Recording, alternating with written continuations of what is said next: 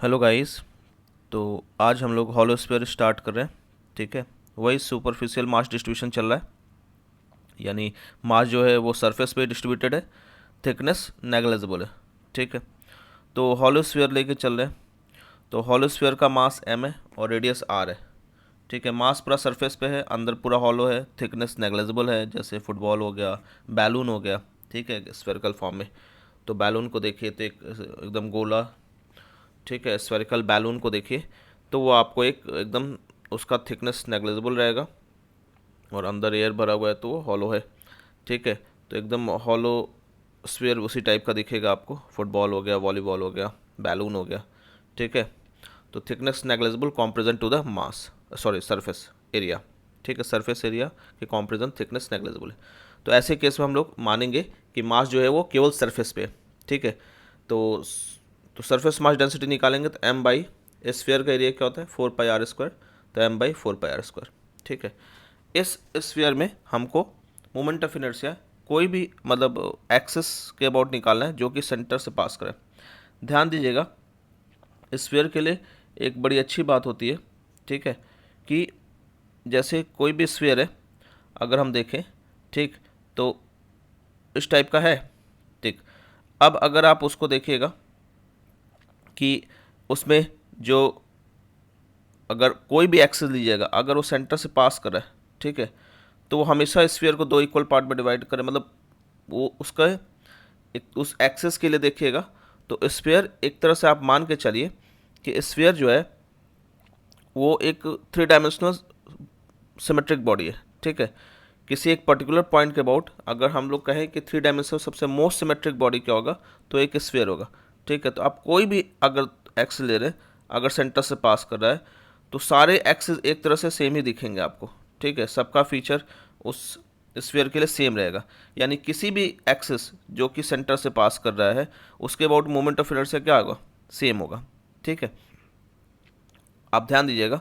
ठीक है, जब भी आप देखेंगे किसी स्फीयर में, ठीक, सर्किल में भी जैसे डायमीटर, सर्किल के लिए अगर आप डायमीटर देख लो तो स्फीयर के लिए भी कोई एक्सिस अगर सेंटर से पास का डायमीटर की तरह है, तो जैसे सर्किल में सारे डायमीटर सेम ही है, उसी तरह स्फीयर में भी सारे डायमीटर क्या होंगे, सेम होंगे। तो किसी भी एक्सिस के अबाउट अगर हम निकाल दें तो सबका क्या होगा, सेम ही होगा।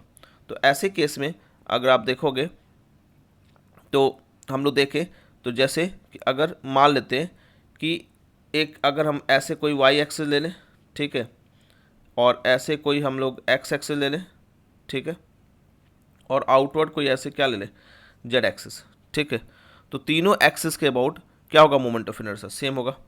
यानी अगर आप देखो तो आई एक्स की बात करें, ठीक है, इजिकल्स टू किसके बराबर होगा, I Y equals to I Z. ठीक, ध्यान दीजिएगा 3 डायमेंशनल बॉडी है तो यहाँ परपेंडिकुलर एक्सिस थ्योरम नहीं लगेगा। ठीक है, इसलिए आई एक्स प्लस आई वाई इसको वाई जेड लिखने की कोशिश मत करिएगा। यहाँ पे तीनों क्या है, सेम है। ठीक है, I X equal to I Y equal to I Z. Clear है, I X equal to I Y equal to I Z, यही चीज़ यहाँ पे लिखा हुआ, ध्यान दीजिएगा। ठीक, इसको हम लोग मान ले रहे हैं कि I X equal to I Y equal to I Z equal to I. ठीक है, हम लोग एक ऐसे एक्सिस के अबाउट निकालने जा रहे हैं जो सेंटर से पास कर रहा है। आई एक्स भी हम लोग मान ले रहे हैं कि आई एक्स जो है ये सेंटर से पास कर रहा है। ठीक है, आई वाई भी सेंटर से पास करो और आई जेड एस हो जाएगा। क्लियर है, ऐसे एक्सिस के लिए हम लोग निकालने की बात कर रहे हैं। ठीक, तो ऐसे एक्सिस के अबाउट अगर हम देखेंगे, मान लेते हैं तो हम लोग मान लीजिए जहाँ से पास कर रहा है, ठीक, वो क्या है, हमारा ओरिजिन है जहाँ से तीनों एक्सिस पास कर रहा है, तो उसका कोऑर्डिनेट हम लोग क्या बना लिए, 0,0,0। ठीक है, कोई एक पी ले लिए पॉइंट जिसका मास m ले लिए और कोऑर्डिनेट क्या ले लिए, x, y, z। अब हम लोग ये जानते हैं चाहे आई एक्स हो चाहे आई वाई हो चाहे आई जेड, तीनों के अबाउट सेम होगा। तो हम लोग तीनों के अबाउट निकाल लें पहले उस पी पॉइंट का। तो आई एक्स के अबाउट अगर आप देखोगे, ठीक है, थोड़ा हम इसको और जूम कर दें, आई एक्स के अबाउट देखोगे तो यहाँ से जो इसका इस पी पॉइंट का हम केवल देख रहे हैं, तो ये जो परपेंडिकुलर डिस्टेंस होगा तो एक्स एक्स स्पेस का कोऑर्डिनेट क्या होगा, फुट ऑफ परपेंडिकुलर का, x, 0, तो डिस्टेंस फॉर्मूला से निकालोगे तो एक्स वाला 0 हो जाएगा, तो y square plus Z square under root में। तो इस पी पॉइंट का खाली हम निकाल रहे हैं, तो इसका आ जाएगा m आर परपेंडिकुलर स्क्वायर, यानी m आर स्क्वायर क्या हो जाएगा, r की वैल्यू क्या, r perpendicular under root of y square plus Z square, तो ये हो जाएगा आर परपेंडिकुलर स्क्वायर है तो m y square plus Z square. ऐसे ही सारे पॉइंट का सम कर दें तो आई जेड के अबाउट निकल जाएगा, तो summation of all such point, ठीक है। सिमिलरली वाई के अबाउट निकालेंगे तो वाई के अबाउट ऐसे देखेंगे तो फुट ऑफ परपेंडिकुलर क्या होगा 0 कॉमा वाई कॉमा 0। इससे डिस्टेंस देखेंगे तो आर परपेंडिकुलर क्या आएगा under root of x square plus Z square, क्योंकि वाई माइनस वाई 0 हो जाएगा, एक्स माइनस 0 का स्क्वायर प्लस जेड माइनस 0 का स्क्वायर, वाई माइनस वाई का स्क्वायर 0 हो जाएगा, तो x square plus Z square का रूट, तो m into x square plus Z square ये इसका हो जाएगा, तो उसी को सबमिट कर देंगे तो वाई का अबाउट निकल जाएगा हमारा, ठीक है, वाई के अबाउट निकल जाएगा। तो वाई का क्या जाएगा summation of m x square plus Z square. उसी तरह अगर हम चाहें तो जेड के अबाउट निकाल देंगे, जेड के अबाउट क्या हो जाएगा आपका, तो समीशन ऑफ जेड एक्सिस से अगर परपेंडिकुलर ड्रॉप करोगे तो जेड पे जो अगर आप परपेंडिकुलर ड्रॉप करोगे तो उसका फुट ऑफ परपेंडिकुलर क्या आएगा 0 कॉमा 0 कॉमा जेड। तो डिस्टेंस फॉर्मूला निकालेंगे तो x square plus Y square का रूट, ठीक है, तो mass into x square plus Y square वो हो जाएगा। पूरे पॉइंट को सबमिट कर देंगे, ऐसे सारे पॉइंट को सबमिट कर देंगे तो summation of m x square plus Y square, ठीक है। अब ध्यान दोगे कि तीनों सेम था तो तीनों का जो सम होगा, ठीक है, वो किसके इक्वल हो जाएगा, तो I X plus I Y plus I Z जो हो जाएगा, I X plus I Y plus I Z जो हो जाएगा, तीनों बराबर है तो 3i, तीनों आई है आई आई आई आई, तो तीनों का सम क्या हो जाएगा 3i, ठीक है। तो 3i करके तीनों का सम अगर हम लिख दें, ठीक, तो तीनों का अगर हम सम लिख दें तो ये हमारे पास आ जाएगा, क्या आ जाएगा, तीनों का सम देखिए तो ये तीनों का सम देखिएगा तो ये आ गया हमारे पास क्या आई वाई है, ये क्या है आई जेड है, और ये क्या है, सॉरी ये वाला, ये हमारे पास कौन सा है एक्स स्क्वायर प्लस, ये दो बार लिखा गया है क्या X square plus Y square, sorry, तो इसको आप X square plus Z square, ये x square plus Z square है, ये x square plus Y square, ये Y square plus Z square है, यहाँ मिस्टेक है, ठीक है, Y square plus Z square होगा। तो ये हो गया हमारे पास क्या आई वाई, ये हो गया आई जेड, और ये हो गया आई एक्स, ठीक है, यहाँ करेक्ट कर लीजिएगा, ठीक है, ये Y square plus Z square है, क्लियर है, ठीक है। तो ये हो गया हमारे पास क्या आई वाई, ये हो गया आई जेड, और ये हो गया आई एक्स, यहाँ y square plus Z square है, ध्यान दीजिएगा, ठीक है, यहाँ पे y square plus Z square है, इसको थोड़ा सा हम फिर से लिख दे रहे हैं, ठीक है, यहाँ पे y square plus Z square है, तो यहाँ पे ये जेड स्क्वायर है, ठीक है, ध्यान दीजिएगा, इसको हम फिर से लिख दें, इसको यहाँ पे ये जेड स्क्वायर है, ठीक है, तो ये हो गया हमारे पास आई एक्स, ये हो गया हमारे पास आई जेड, और ये हो गया हमारे पास आई वाई, तीनों का सम करेंगे तो एम तो तीनों में ही है, एक्स स्क्वायर दो बार है, दो बार जेड स्क्वायर है, दो बार वाई स्क्वायर है, तो 2 times of x square plus 2 times of y square plus 2 times of z square, तो 2 बाहर आ जाएगा, अंदर में x square plus Y square plus Z square, ध्यान दीजिएगा x square plus Y square plus Z square coordinate था, जैसे ये था ऐसे, तो यहाँ का जैसे कोऑर्डिनेट था x comma y comma z, तो ये जो डिस्टेंस हो जाएगा ये क्या हो जाएगा under root of x square plus Y square plus Z square, और यही डिस्टेंस क्या under root of x square plus Y square plus Z square r है, ठीक है। तो ये x square plus Y square plus Z square क्या लिख सकते हैं आर स्क्वायर, आर स्क्वायर बाहर आ जाएगा तो 2r square summation of M, तो summation of M total M mass हो जाएगा तो 2mr स्क्वायर, तो 3i is equal to 2mr square, तो आई की वैल्यू 2/3 mr स्क्वायर हो जाएगा, क्लियर है, कोई दिक्कत। तो यानी कोई भी एक्सिस जो कि सेंटर से पास कर रहा है उसके अबाउट मोमेंट ऑफ इनर्शिया क्या हो जाएगा 2/3 mr स्क्वायर, हॉलो स्फीयर के लिए ध्यान दीजिएगा।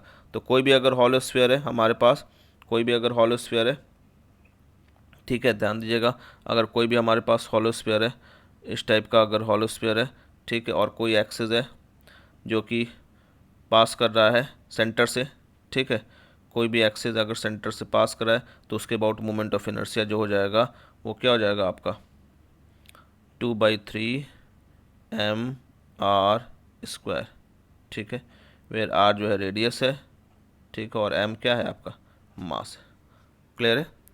कोई भी एक्सिस जो कि हॉलो स्फीयर के सेंटर से पास कर रहा है एज अ डायमीटर है तो उसके अबाउट मोमेंट ऑफ इनर्शिया क्या हो जाएगा 2/3 mr स्क्वायर। इसका अल्टरनेटिव डेरिवेशन देख लें, ये तो एक ऐसा डेरिवेशन था, हम लोग पॉइंट मास, ठीक है, इनफाइनाइटेसिमली स्मॉल मास लेके चलते हैं इंटीग्रेशन वाले मेथड से, तो उस अकॉर्डिंग देख लें हम लोग, तो उसके अकॉर्डिंग देखिएगा, तो जैसे कि हम लोग मान लेते हैं इस एक्सिस की बात कर रहे हैं हम लोग, ठीक है, ये कोई एक्सिस है, ये कोई हमारा हॉलो स्फीयर है, पूरा ही होगा, हम इसको आधा लेकर भी दिखाएं आपको, ठीक है, तो इस एक्सिस का बोर्ड देख रहे हैं। तो वैसे केस में हम लोग को एक ऐसा इनफाइनेटेसिमली स्मॉल मास मानना है। हम लोग का फॉर्मूला क्या है, d M into are perpendicular का स्क्वायर। ठीक है, हमारे पास फॉर्मूला क्या है, d M into are perpendicular का स्क्वायर, ये फॉर्मूला हमारे पास। ठीक है, इस फॉर्मूले को फॉलो करना है, यानी एक इनफाइनेटेसिमली ऐसा मास लेना है। ठीक है, और उससे आर परपेंडिकुलर हम लोग को देखना है एक्सिस पे, जिसको हम इंटीग्रेट कर सके। ठीक है, तो ऐसे केस में हम लोग देखेंगे कि जो हमारे पास आ रहा है, ठीक है, वो क्या होगा, उसके अकॉर्डिंग हम लोग को देखना है। ठीक है, तो ऐसे केस में हम लोग क्या करें, क्या कर सकते हैं, क्या ले सकते हैं, ऐसा कौन सा मास होगा। तो हम लोग देखते हैं कि जैसे हम लोग हाफ ही अभी हम हेमिस्फीयर के लिए हुए, यहाँ अगर हम बेस ऐसे ड्रॉ करें तो यहाँ से थीटा एंगल पे एक ऐसा डी थीटा विड्थ का ऐसे चारों ऑल अराउंड, ठीक है, एक रिंग ले लें। ठीक है, डी थीटा विड्थ का क्या ले लें, एक रिंग ले लें ऐसे ऑल अराउंड, एक डी थीटा विड्थ का, ये एक डी थीटा विड्थ का चारों तरफ ऐसे पूरा ऐसे काट लें। ठीक है, are D theta angular width, तो इसका स्फेरिकल विड्थ क्या हो जाएगा, आर डी थीटा। ठीक है, एंगल इंटू रेडियस आर का लेंथ होता है, आर डी थीटा विड्थ का अगर हम रिंग ले लें तो वो रिंग इस एक्सिस से उसका हर एक पॉइंट मास सब इक्विडिस्टेंट होगा, रेडियस के बराबर होगा। तो अगर उस रिंग का मास हम डी एम ले लें और रेडियस स्मॉल आर ले लें तो आर परपेंडिकुलर हमारा स्मॉल आर हो जाएगा। ठीक है, आर परपेंडिकुलर हमारा क्या हो जाएगा, स्मॉल आर। क्लियर ना, तो आर परपेंडिकुलर हमारा स्मॉल आर है। कोई दिक्कत, समझे बात को कि नहीं। हम लोग क्या किए, एक थीटा डिस्टेंस पे डी थीटा विड्थ का एक इनफाइनेटेसिमली स्मॉल विड्थ का हम लोग एक रिंग मान लिए, वो रिंग का ये जो एक्सेस होगा वो सेंटर से पास करेगा। ठीक है, वो रिंग का जो एक्सेस होगा वो कहाँ से पास करेगा, ठीक, सेंटर से। और इसी एक्सेस के अबाउट हमको मोमेंट ऑफ इनर्शिया निकालना है। ये रेडियस हो जाएगा उसका, स्मॉल आर ले लेते हैं, यही परपेंडिकुलर डिस्टेंस हो जाएगा, रिंग से हर एक पॉइंट से उतने ही डिस्टेंस पर रहेगा। तो आर परपेंडिकुलर जो आएगा रेडियस हो जाएगा। रेडियस क्या आएगा, ये थीटा है तो ये आर साइन थीटा, ये आर कॉस थीटा, तो यही ना रेडियस है। तो रेडियस क्या हो जाएगा, आर कॉस थीटा, और यही आर परपेंडिकुलर है, यही जो है क्या है, आर परपेंडिकुलर। अब इतने दूर का इनफाइनेटेसिमली स्मॉल मास निकालना है, तो स्मॉल मास क्या हो जाएगा, सिग्मा इंटू डी ए, तो हमको डी ए चाहिए। डी ए क्या हो जाएगा, तो रिंग का सरकमफ्रेंस इंटू विड्थ, विड्थ हमको पता है कितना है विड्थ, आर डी थीटा। तो रिंग का सरकमफ्रेंस क्या हो जाएगा, 2 पाई रेडियस इंटू विड्थ क्या हो जाएगा, आर डी थीटा। रेडियस कितना है, आर कॉस थीटा।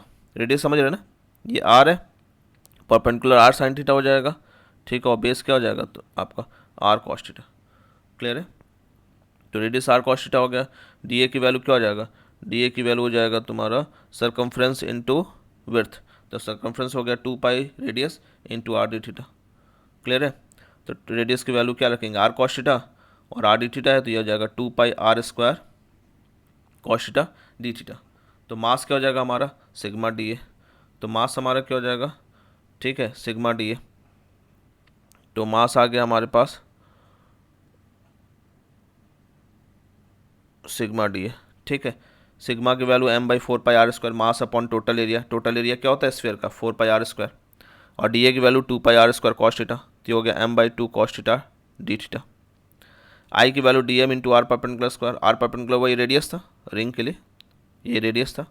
ठीक है, डी एम की value m by 2 cos theta D theta, r perpendicular r cos theta का होल स्क्वायर। ठीक है, तो m आर स्क्वायर बाई 2 बाहर हो जाएगा, cos cube theta D theta हो जाएगा, ये r square cos square theta हो जाएगा। तो m आर स्क्वायर बाई 2 बाहर, cos cube theta D theta. अब इसका इंटीग्रेशन देखिए, इंटीग्रेशन देखिए कहाँ से कहाँ होगा। ठीक है, अगर ध्यान दो आप, तो जब आप देखोगे ये थीटा यहाँ से 0 से पाई बाई 2 जाएगा, तो ये पूरा कवर कर देगा रिंग को। जैसे अगर हम थीटा पे लिए तो इधर वाला पोर्शन आ रहा है, तो इधर वो भी आ रहा है, अपने आप ऑटोमेटिकली इधर का आ गया। हम थीटा पे ले तो इधर, तो जो भी एंगल आप इधर लोगे ऑटोमेटिकली उसके कॉरस्पॉन्डिंग इधर वाला कवर हो जाएगा। तो जब आप 0 से यहाँ तक जाओगे तो ऑटोमेटिकली इधर वाला कवर हो जाएगा। तो 0 से पाई बाई 2 जब आप जाओगे तो ऑटोमेटिकली क्या हो जाएगा, इधर वाला कवर हो जाएगा। ठीक है, तो हमको कहाँ से कहाँ जाना है, 0 से पाई बाई 2। हम कोई भी पोर्शन ले रहे हैं थीटा पे तो इधर आप ऑटोमेटिकली कवर, यहाँ लेंगे तो यहाँ ऑटोमेटिकली कवर, यहाँ लेंगे तो ऑटोमेटिकली इधर कवर। तो 0 से पाई बाई 2 जाएंगे तो ऑटोमेटिकली इधर कवर हो जाएगा। क्लियर है, तो 0 से पाई बाई 2 जाके 2 टाइम्स कर देना है। ठीक है, क्योंकि हेमिस्फीयर लिए पूरा स्फीयर के लिए 2 टाइम्स कर दोगे, या तो पूरा स्फीयर के लिए आप देख सकते हो। तो जैसे हम यहाँ से लिए 0 से पाई बाई 2, तो एंटी क्लॉकवाइज को अगर पॉजिटिव मान रहे हो तो क्लॉकवाइज नेगेटिव हो जाएगा। तो ये 0 से पाई बाई 2 पॉजिटिव है, तो इधर 0 से पाई माइनस पाई बाई 2 हो जाएगा, तो यानी माइनस पाई बाई 2 से प्लस पाई बाई 2 हो जाएगा।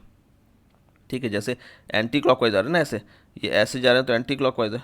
ठीक है, तो एंटी क्लॉकवाइज को अगर आप क्या मान रहे हो, एंटी क्लॉकवाइज को अगर पॉजिटिव मान रहे हो तो क्लॉकवाइज क्या हो जाएगा, नेगेटिव। तो ये 0 से पाई बाई 2 है, तो ये 0 से माइनस पाई बाई 2, तो माइनस पाई बाई 2 से पाई बाई 2। ठीक है, तो इंटीग्रेशन कहाँ से कहाँ होगा हमारा, माइनस पाई बाई 2 से पाई बाई 2। ठीक है, किसका, cos cube theta D theta का। कॉस क्यूब थीटा को हम लोग क्या लिख सकते हैं, cos theta into cos square theta, cos square theta को 1 माइनस साइन स्क्वायर थीटा, तो cos theta into 1 minus sine square theta D theta. अब यहाँ पे क्या करेंगे, साइन थीटा को मान लेंगे टी, तो कॉस थीटा डी थीटा जो हो जाएगा, कॉस थीटा डी थीटा क्या हो जाएगा, डी टी हो जाएगा। ठीक है, कॉस थीटा डी थीटा किसके बराबर हो जाएगा, डी टी, तो कॉस थीटा डी टी हो जाएगा, और साइन थीटा टी हो जाएगा, तो 1 minus T square, sine theta square to T, differentiate कर दो, साइन थीटा का डिफ्रेंशिएशन क्या हो जाएगा, कॉस थीटा डी थीटा और टी का डी टी, तो cos theta D theta equal to D T, तो कॉस थीटा डी थीटा क्या हो जाएगा, डी टी, और साइन थीटा की जगह टी हो जाएगा, साइन थीटा टी, तो minus sine minus pi by 2 minus 1 हो जाएगा लिमिट, और साइन पाई बाई 2, क्योंकि हम साइन थीटा को टी माने, तो यहाँ जब थीटा की जगह माइनस पाई बाई 2 रखेंगे तो टी की वैल्यू -1। ठीक है, और थीटा की जगह पाई बाई 2 रखेंगे तो टी की वैल्यू 1। तो आपका इंटीग्रेशन कहाँ से कहाँ हो जाएगा, ठीक है, कहाँ से कहाँ हो जाएगा, एम आर स्क्वायर बाई 2 तो बाहर ही है, 1 minus T square, cos theta D theta की जगह डी टी हो गया, 1 माइनस साइन स्क्वायर थीटा का 1 माइनस टी स्क्वायर हो गया, साइन थीटा, थीटा की वैल्यू अगर माइनस पाई बाई 2 है तो टी की वैल्यू -1, थीटा की वैल्यू पाई बाई 2 है तो टी की वैल्यू 1, तो -1 से 1 हो गया, 1 का इंटीग्रेशन टी और टी स्क्वायर का इंटीग्रेशन टी क्यूब बाई 3।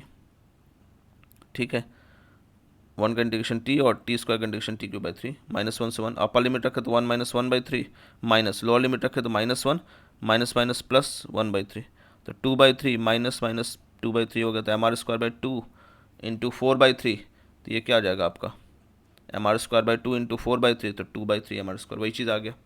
ठीक है, तो ये चीज़ क्या आ गया आपका, 2 बाई 3 एम आर स्क्वायर, यानी कोई भी अगर ऐसा स्फीयर है और किसी भी एक्सिस के अबाउट, उसका मोमेंट ऑफ इनर्शिया क्या हो जाएगा, 2 बाई 3 एम आर स्क्वायर।